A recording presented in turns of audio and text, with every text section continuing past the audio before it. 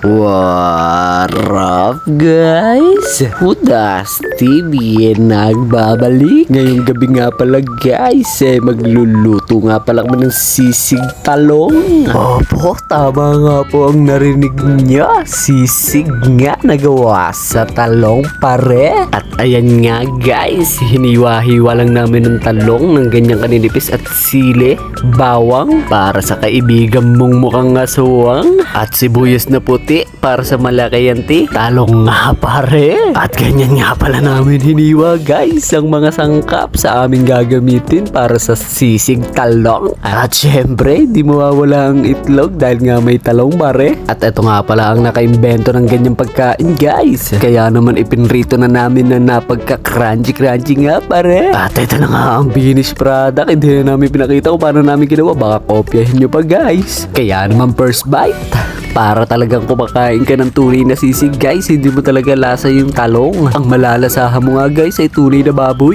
Gawin nyo na rin to guys.